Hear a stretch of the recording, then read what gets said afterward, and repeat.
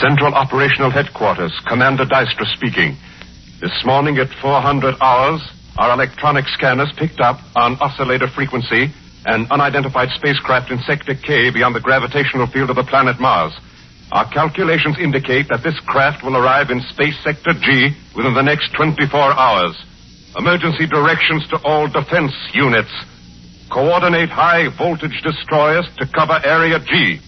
All units on alert for assault action.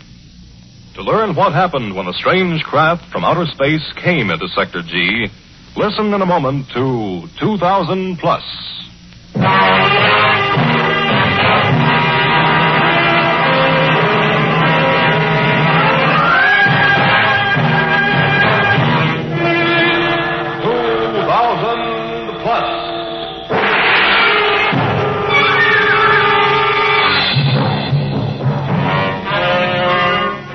Adventures in the world of tomorrow. Dramatic stories of science fiction from the years beyond 2000 AD.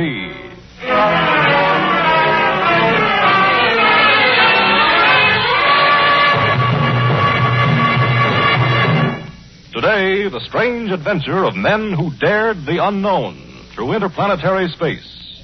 Worlds Apart.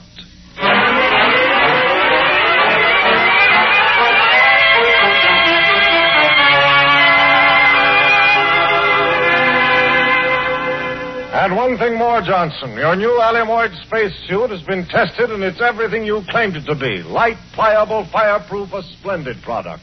We'll want 50 of them in time for the next space flight 3 weeks from now. Can you make it? Excellent. Good luck, Johnson. Yes? Your son is here, Mr. Granger. He wants to see you. Jim here? Well, tell him I can. Oh, all right, send him in. Yes, sir. And Miss Ames, tell Roberts he can start punching tape for the mechanical pilot on Flight 17. Yes, Mr. Granger. Hello, Dad. How are you, Jim? Dad, I've come to ask a favor of you. A big favor. Well, talk fast, son. I'm very busy. What is it you want? I want to be assigned to Flight 17. What? Flight 17? To Neptune? Well, are you crazy? No, Dad. I've been thinking about this for months. Well, you can stop thinking about it right now. There's no opening for you, son. I happen to know there is, Dad. Golding's down with a bad case of acceleration bends. They'll need a new rocket engineer. But you're too young, too green. I've done 42 experimentals and 3 moon hops. I'm ready. Ready? Well, this is an uncharted trip, Jim. A trailblazer. You know what happened to the first flight to the moon, don't you? Yes, sir. Crashed on the lip of a giant crater. Yes, and the first ship that tried to reach Mars. Went haywire and shot off into deep space. And still you want to make this first flight to Neptune? Yes, sir.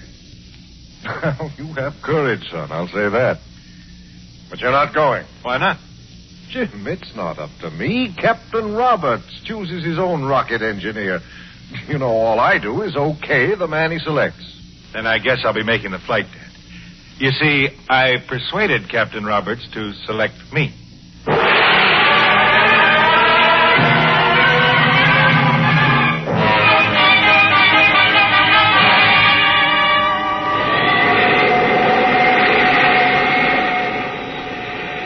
Captain Roberts on Spaceship Phoenix on flight to Neptune, calling Marshal Granger, Control Station 2.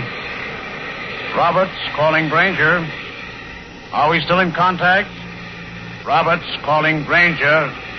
You read Granger, Control Station 2. We read you, Roberts. We're still in contact. Go ahead, Roberts. Ready to report, sir. Proceed. At the end of 120 hours of flight, conditions are entirely normal. Crew and passengers have passed safely through 5 accelerations. We are cruising now at a speed of 12 galactic miles per second. Excellent, Roberts. Continue. Astrogation reading. Take it, Sandy. Astrogator Lawson reporting. Our position in space-time units, 17 hours, 4 minutes to the Mars-Jupiter axis, Sector G. 23 degrees off the plane of the ecliptic. Exactly on course, Lawson. Well done. Rocket control. Take it, Jim. Rocket engineer Granger reporting. Average rocket discharge rate, 12.7. Consumption level, 19%. Available supply, 300 hours with B2 safety factor. Good work, son. Congratulations, all of you. Keep it up. Thank you, sir. Signing off. Everything okay back in the lounge, Jim? All quiet a few minutes ago when I passed through. How about that chess game? Those two physicists still at it? They're in no hurry. 50,000 miles to a move. Real thriller. And the music lovers? Wearing a groove in Beethoven's Fifth. You know, I don't see how anybody... Yes. Watch your controls, pal. We've been swinging off course. Off course. Oh, you're nuts, lad. I haven't taken my eye off the chart for a second. We've been right on the line. I'm telling you, we're off course, Dick. 6 points. Better bring her back. You sure, Sandy? Am I sure? Oh, sorry, Sandy. Stupid question. Stand by for directional correction. Standing by. Lateral deviation, 6.2. Speed 12. Magnetic index, gamma 5. Port side and auxiliary rockets, 5, 7, 13, 15. Ready to discharge. Discharge.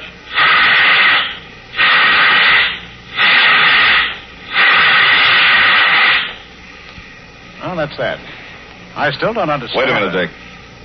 Something wrong. Huh? Wrong? What do you mean? We're off again.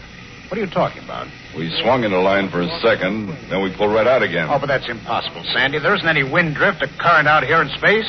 Anything in motion moves in a straight line until it comes within the magnetic field of some body. That's what I'm afraid of, Dick. I think we're caught in the toe of some tremendous mass. Oh, what mass, Sandy? The sun, Mars, Jupiter, everything's where it belongs, isn't it? There aren't any unknown bodies floating about. Maybe there are. Maybe the... Like what, Sandy? A comet. A comet? Yeah, a comet. That's what it must be. A wild, uncharted comet from outer space. Look, Dick. The atmosphere gauge, it's way up. We're not flying through a vacuum. There's something else out there now, some sort of atmosphere. Gas. Hot gases forming the tail of the comet. You're right, Sandy. Listen. Hot gases and other things, too. Sounds like pellets of some kind. Stones. They're fragments, meteorites, all trailing behind the comet. We're caught, Dick. Caught right in the middle of it. The ship is beginning to spin. We'll be dragged clean out of the solar system, perhaps out of the galaxy. Oh, maybe not, Sandy. There's one chance. Maybe we can blast ourselves free. Alert. Alert. All personnel to emergency acceleration couches. Prepare to discharge all port side rockets. Do you know what you're doing? 127 rockets going off at once. You'll blow us to bits. It's our only chance, Jim. Here goes. 5 seconds. Discharge.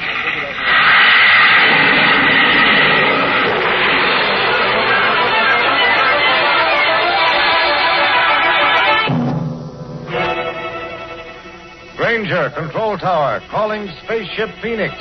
Granger calling Phoenix. Come in, Phoenix.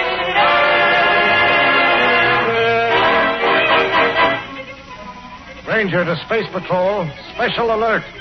Spaceship Phoenix bound for Neptune, missing 12 hours. May be lost or out of control. All units stand by to intercept signals, if any. Frequency 40,000. Relay any information to Marshal Granger, Control Tower 2. That is all. Where are you, son? Where are you?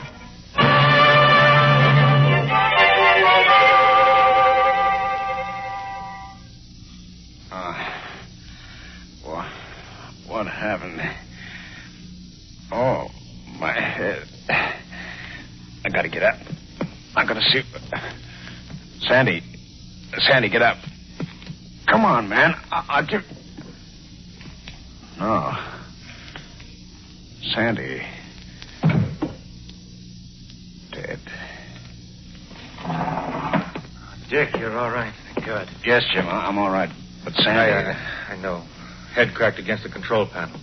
3 passengers are dead, but we're out of it, Dick. Something threw us clear of the comet, some centrifugal force. Help me up, Jim, quick. Get me to the control panel. Take it easy, Dick. All right. Here we go. Oh, my head. Jim, how's the power plant? Half the rocket engines are out. And the boosters? Seem to be okay. Good. We got enough to operate on. Maybe. What do you mean? The nuclear overdrive is shot. Shot? Smacked by a meteorite. Jim, we got to find out where we are. We can't afford to waste a unit of power. Do you know anything about astrogation? Not a thing. Beyond the moon, I'm lost. Oh, that's great. A crippled ship lost somewhere in space and a dead astrogator to show us the way. I'll have to make a wild stab at our position. What's your guess, Dick? Well, how can I guess? We may be near Neptune or way out near some far-off galaxy. Let's take a crack at that radio relay. Maybe I've been trying all along. Can't raise a thing. Well, keep trying. It's our only chance. I'll take a look through the port, see if I can make out anything. Spaceship Phoenix calling Earth stations Mars, Jupiter, Earth. Spaceship Phoenix, are we coming through? Can't recognize a star, a planet, an astro body. Jim? Spaceship Phoenix, can you hear us? Can you hear us? How long is it since we blanked out? Can't say, Dick. All our instruments went haywire. Spaceship Phoenix, Flight 17 for Neptune in distress. Are we coming through? Answer us. We may have... Dick, listen. Spaceship Phoenix, you're coming through. We hear you. We've got them. They heard us. No, it can't be. Give me that mic. Hello? Hello? This is Space Flight 17. We're off our course and badly damaged. Our position unknown. We have located your position, Spaceship Phoenix. Stand by, please. Jim, that's Earth. We were blown or sucked the world right back toward Earth. Hello, Phoenix. Are we still coming through? Like music, sir. Very well. We're going to bring you in on a beam if you're within range. Does the signal reach you? Please acknowledge. Got you perfectly. Good. Set your degravitators and disengage all engines. We're in free flight, sir. Instruct all personnel to get into acceleration compensators. You will land at our spaceport in approximately 4 hours.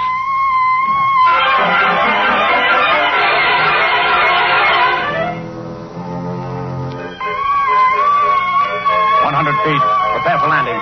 Granger to engine room. Landing jets fore and aft. Discharge. 50 feet. Release airlock. Switch on landing lights. 10 feet. Prepare to land. Contact. Cut motors. We've landed, Jim. We made it. Don't I know it? Come on, pal. Out you go. Oh, take your time. We're in no rush now. You may not be, but I am. In a rush to get down and kiss good old terra firma. Oh, boy, does this air smell good. What a spaceport, Jim. I didn't know we had anything anywhere that looked like this. I don't care what it looks like. All I know is that... Here comes someone. Hello. Hello there. I'm Captain Roberts of the Phoenix. Are we glad to see you? That's where you are. Hey, what's the idea? Well, you don't understand. I said I'm... Don't move. Captain Roberts, you and your crew and your passengers are all under arrest. Elfin Smith, take over the ship and seal all the exits. No one is to leave. Captain Roberts, you and your companion come this way, please.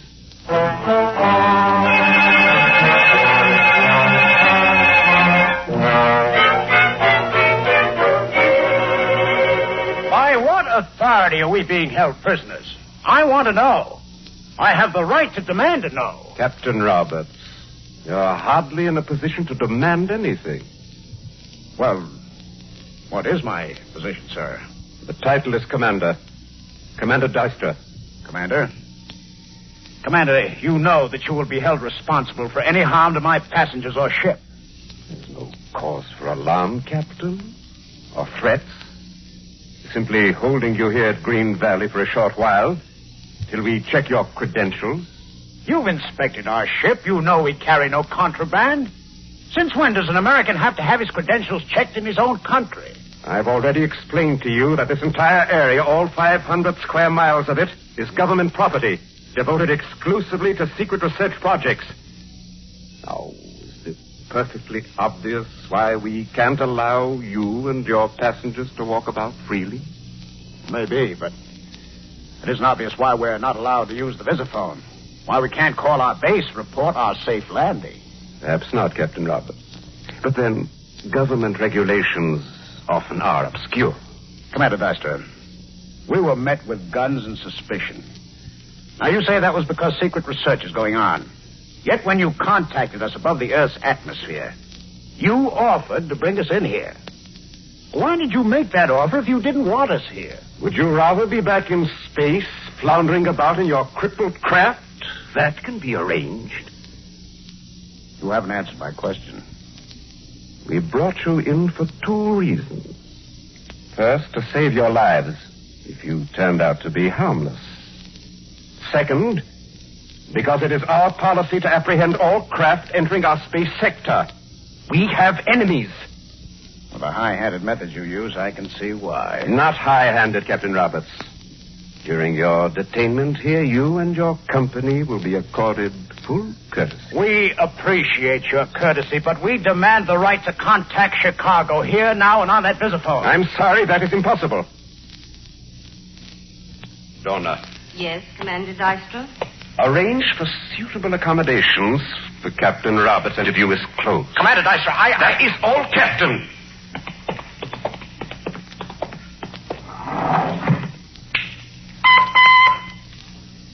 Send out a special bulletin to the Science Institute, to all chiefs of the following departments: astrogation, navigation, anthropology, astronomy. Is there anywhere in this solar system or in adjoining constellations a body known as Planet Earth or America? Is there any community, area, or experimental station known as Chicago?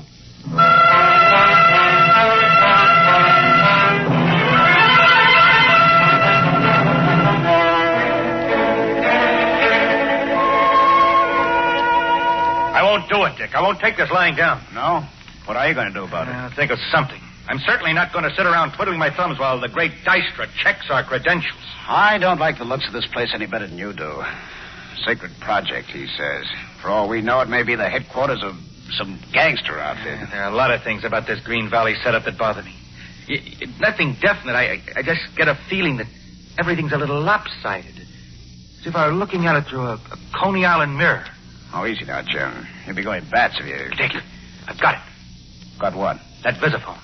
If we can get into Dystra's office some way, we can phone home. Oh, no. You're way off, Jim. There isn't a chance in a million. Why not? This room's not locked. They finished work for the day. We saw everybody leave. All right. All right, we'll try it. But, Jim, watch your step, will you? I feel sort of responsible for you.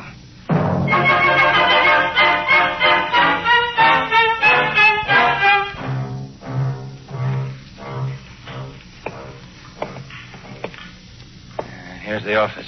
So far, so good. Try the door. Open it. Inside fast. It's very dark in here. Now, where was that visiphone? Oh, it's right here. Put the call in, but don't light the scanning cone. I'll use this pocket flash. You listen for anyone approaching. Here goes. Your call, please. Get me Marshal Granger in Chicago. Chicago? Where is that? Chicago, Illinois, USA. Come on, operator. USA? What place is that near? Didn't you hear me? I said USA. I will check it, sir. If you... Someone's coming, Jim. Drop it quick. We'd better get out. There's two ladies in the corridor. Stand back here in the corner. Hello? Hello? Someone is here. Please come forward. I know you are here. I can hear your heartbeats.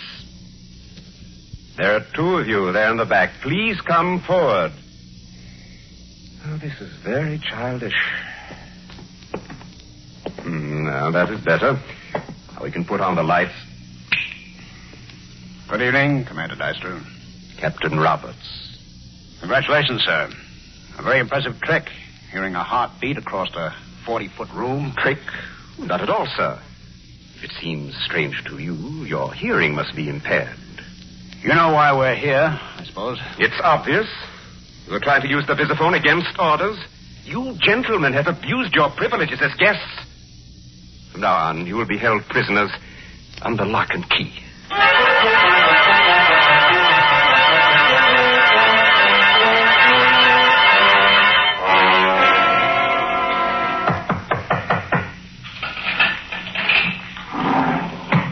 I've brought you your food, gentlemen. It's about time.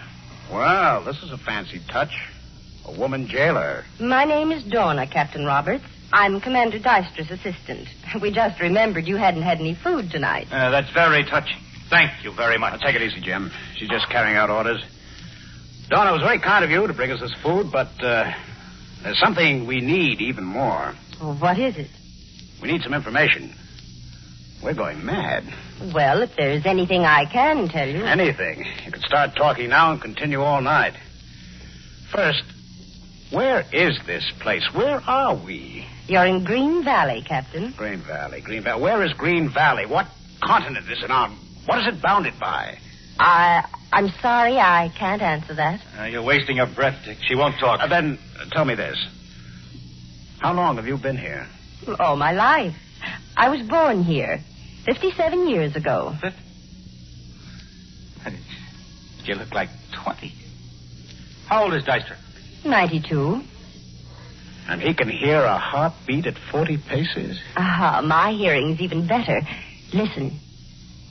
Do you hear the dogs barking in the distance? Nuts. Either these people are a terrific hoax or we've wandered into some weird out-of-this-world madhouse. Good night, Donna. Good night, gentlemen. I wouldn't try anything foolish.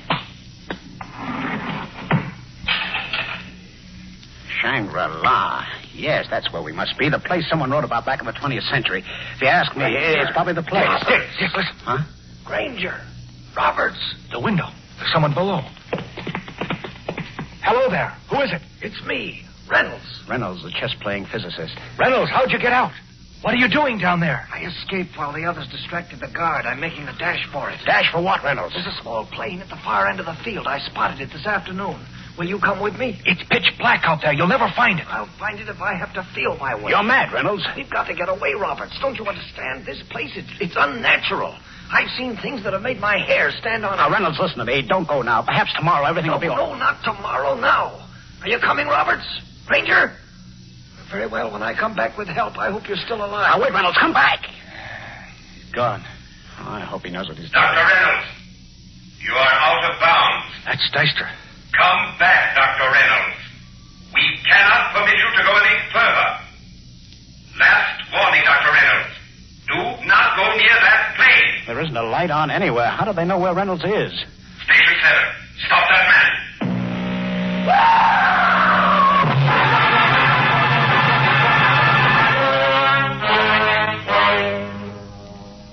I think you're foolish to refuse the food we've been sending you. You haven't eaten all day. Please put it down, Dawn, and go away.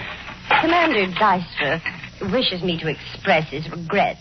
The injury to Dr. Reynolds was most unfortunate. Tell Commander Deister he'll pay for this. Tell him I said... The electronic beam merely paralyzes temporarily. It leaves no permanent mark. Dr. Reynolds will recover. How did they manage to hit him in the dark? Well, I don't understand. We see very well in the dark. Well, good night, gentlemen. Please eat your food. Commander Deister will be offended if you don't. Mustn't offend Deister, must we? Well, here goes this tray out of... Tim, wait. It's foolish, really. We'll only get weak if we don't eat. Too weak to help ourselves if an opportunity comes along. Yeah, I guess you're right. Feel a little lightheaded already. Hand me that jug of milk. Oh, here. Pour one for me, too, will you? 3 days we've been here. He could have checked our credentials a dozen times. Yeah, happy landings. Bottoms up. Jim, look out. What is it, Dick? Why'd you knock the glass out of my hand? Did you see the color of that milk? Green. Green? Green milk? Poison, that's all I can think of. Of course. Please eat your food, she kept saying. Come on, let's open that window and get rid of this tray. Here goes. Compliment to Jim Granger. Well, what? When is it going to land? I didn't hear a sound. Did you see it as it went down? That heavy metal tray, that big jug, the glasses, they didn't fall, Jim. They sort of floated down. As if somebody had messed around with the force of gravity. They reduced the pull of the Earth here at Green Valley, Dick. Maybe that's one of their secret projects, an anti-gravitational force. Dick, I'm going to find out. What are you climbing up on that windowsill for? And if it works for a tray full of dishes, why won't it work for me? I'm going to jump out, Dick. There's only one way to find out. Take a big jump. Just walking around doesn't give the answer. It's 3 stories. You'll land smack on those rocks below. Well, if I make it, you follow. And if I don't... Don't do it. Wait, don't jump. So long, Dick. I'll be seeing you.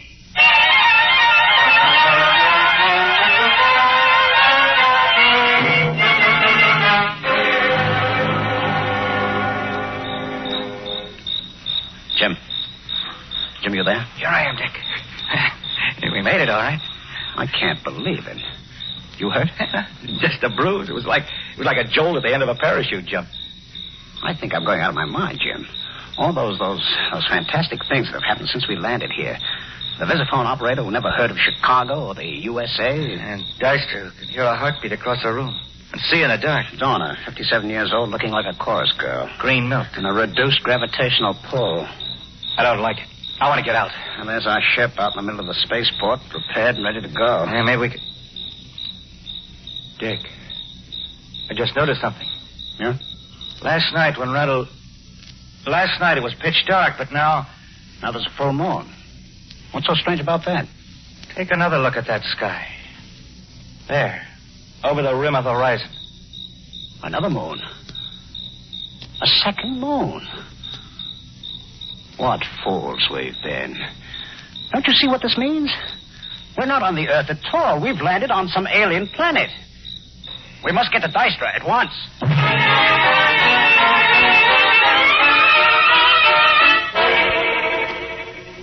Yes, that is it.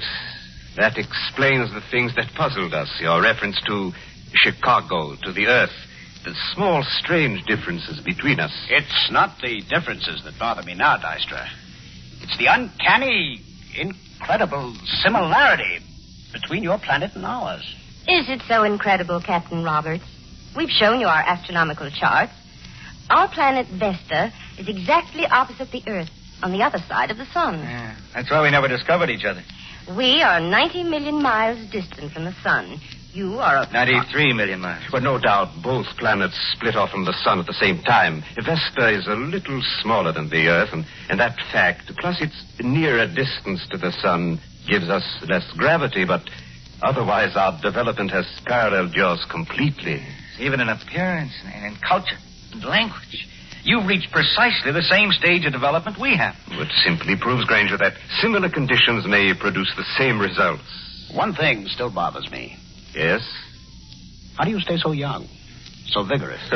That, it is simple. We live in peace and harmony. Our only concern is interplanetary threats. That's why you were so rough on us. Precisely. Well, now that we understand each other, may I use your visiphone? You want to call Chicago? No. I want to call our crew and passengers and tell them to get ready for the journey home.